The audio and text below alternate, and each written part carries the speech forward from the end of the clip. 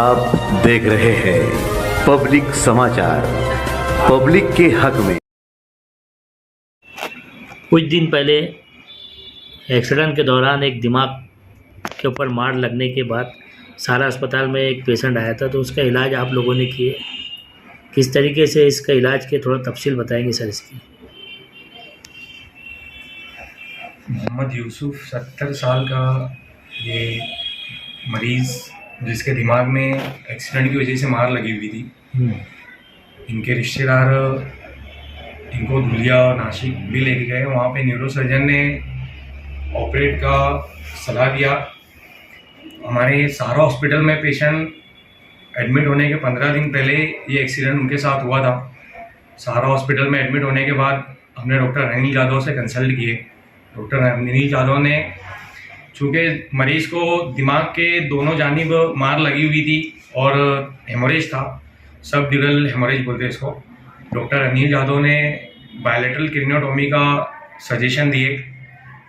हमारे सहारा हॉस्पिटल में 8 दिन पहले बायलैटरल क्रेनियोटॉमी हुआ। ऑपरेशन करने के बाद पेशेंट को पोस्ट ऑप केयर में रखा गया। 3 से 4 दिन पेशेंट वेंटिलेटर पे था। डॉक्टर फैयाज़ आलम सर हमारे यहाँ पे फिजिशियन हैं।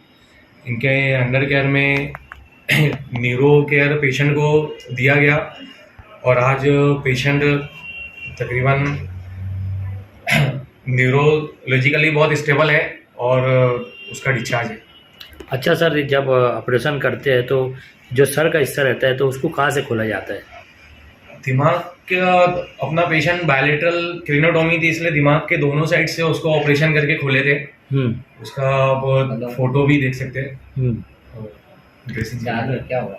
बहुत से लोगों के दिमाग में ये आता है कि अक्सर जिस्म के कहीं भी अगर मार लगता है तो इलाज हो जाता है, मगर जैसे जिस्म पे मार लगता है, कहीं हाथ पे मार लगता है, कहीं पैर पे मार लगता है, तो लोग ऐसी बात करते हैं इलाज हो जाता है, मगर सर और दिमाग में मार लगता है, इलाज नहीं होता है। तो आपने इस काम को अंजाम दिया सर, आवाम को क्या मैसेज देंगे इसके मामले में? मैं आवाम को ये मैसेज देना चाहूँगा, क्या हमारे मालेगांव शहर के बहुत से ऐसे लोग हैं जो दिमाग में पेशेंट को कुछ मार लगे या फिर ब्रेन हेमोरेज हो जाए हाइपरटेंशन की वजह से जी, या फिर दिमाग में कोई किस्म की गांठ है और अपने को न्यूरो सर्जरी का ऑपरेशन कराना है, जिसके लिए अपने को धुलिया या नासिक वगैरह जाना पड़ता। तो ऐसे बाहर अपने लोगों को कुछ मालूम भी नहीं रहता और बहुत परेशानी उठाते। मैं उन लोगों को ये मैसेज देना चाहूँगा कि जिन लोगों के ऐसे मरीज़ है और जो परेशान है वो एक बार सहारा हॉस्पिटल में आके हमसे मिले। हम यहाँ इंशाल्लाह उनकी भरपूर मदद करेंगे और जीवनदायी में उनका इलाज करके देने की पूरी कोशिश करेंगे। एक आखिरी अहम सवाल कि जब अपन दिमाग का हिस्सा खोलते हैं उस हिस्से को जो है तो कहीं फ्रीजर में या फ्रिज में रखते हैं कि इसके अलावा कहीं और रखा जाता है उसको? आमतौर से दिमाग का ऑपरेशन करने के बाद जो अपनी खोपड़ी का जो हिस्सा रहता है उसको पेट के अंदर रखा जाता, पेट में रखते हो उसको बहुत सी बार। पेट में रखने से उसका कोई नुकसान तो नहीं होता है सर? आमतौर से मरीजों को नुकसान तो नहीं होता है, लेकिन इन केस अगर वहाँ पे कुछ इन्फेक्शन हो जाता है हड्डी वगैरह लगने का, तो उसको ईटीओ करके उसका एक प्रोसीजर आता है बोन को डिसइंफेक्ट करने का। तो वो बोन डिसइंफेक्ट करने के बाद वो मुकम्मल तौर से सेफ हो जाती है। बहुत से लोग दहशत पकड़ लेते हैं कि मवाद हो गया, कहीं हमारा पेशेंट खतरे के बाहर तो नहीं हो गया, तो इन लोग को क्या आप मैसेज देंगे इस मामले में?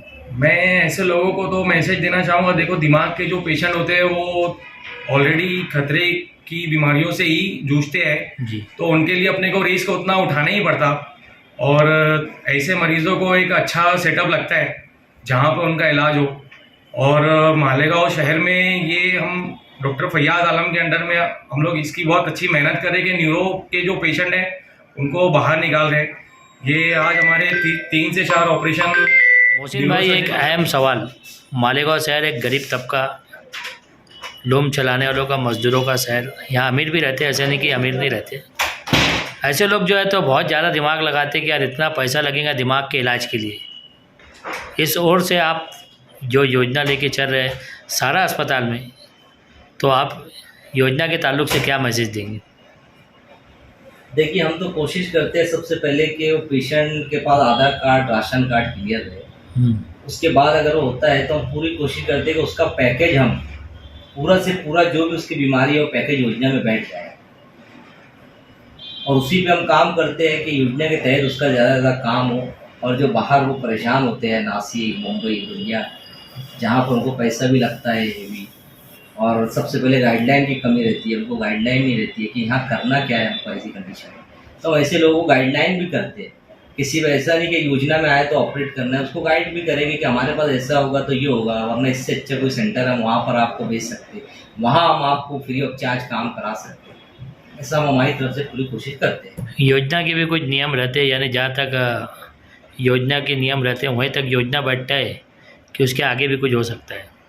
नहीं, जो भी गवर्नमेंट के नियम है, उनके जो भी डॉक्यूमेंटेशन रहते हैं, जो भी मैंडेटरी उनको रिपोर्ट्स वगैरह लगती है, फोटोज़ लगते हैं, ऑपरेटिव, कंजर्वेटिव, मेडिसिन वगैरह के चार्ट, डॉक्टर्स राउंड, हम वो सब पूरा कोशिश करते हैं कि पूरा फुलफिल करें जो भी हम नहीं कर रहे हैं। आज ये फील्ड न्यूरो बोले तो आज भी शहर में ये खाली है। ये ऐसे केसेस ना समझते हमारे आवाम को, ना हमारे भाई लोगों को, ना कहाँ काम। आवाम कुछ ना कुछ काम को लेके परेशान रहती है। मैं रहता हूँ, हमारे डॉक्टर्स रहते हैं, इनसे आकर मिले, फाइल बताए, हम लोग इनका आगे जो हमारे से जो कंसल्ट कनेक्ट है न्यूरो के, स्पेशली अनिल यादव सर, हमारे पास 24 आवर्स 7/24 आवर्स अवेलेबल है। एनी टाइम अगर हम उनको अभी बोलेंगे सर ऑपरेट हमको ये एक रखना है, तो सर बोलेंगे कब रखना है, ये बोलो मैं नासिक से निकल रहा हूँ। तो हम लोग ऐसे फिजिशियन और ऐसे सर्जन के अंडर में ऐसे पेशेंट का काम जगहों पर कर देते हैं, या उनको सलाह जो देना है आगे की कि आपको ये ऐसा नहीं ऐसा करना पड़ेगा, वो हम इंशाल्लाह करके देंगे। और ऐसे पेशेंट हमसे आकर किसी भाई के साथ बोलो या डायरेक्ट हमसे आके बिला झिझक बिल मुसाफा मिले, इंशाल्लाह उनका काम हम करें। इनका नाम क्या है? ये जो पेशेंट है इनका नाम मोहम्मद यूसुफ है और ये मेरे वालिद है जी। और हम लोग हिमालयों के यहाँ के स्टाफ का कोई ऐसा मसला? नहीं, स्टॉक भी बहुत अच्छा है यहाँ का। और मैं यही कहना चाहूँ, अगर कोई किसी वजह से अगर यहाँ पर किसी तरीके की दिक्कत आती है, पैसों की वजह से बोलो या कुछ अपने हालात की, और आपके पास में ऐसा कोई पेशेंट है किसी भी तरीके की बीमारी का, तो यहाँ पर आए। यहाँ अच्छा मतलब इलाज भी होगा, स्टाफ भी मतलब बहुत फ्रेंडली है यहाँ पर, किसी तरह की कोई परेशानी नहीं आएगी उसमें।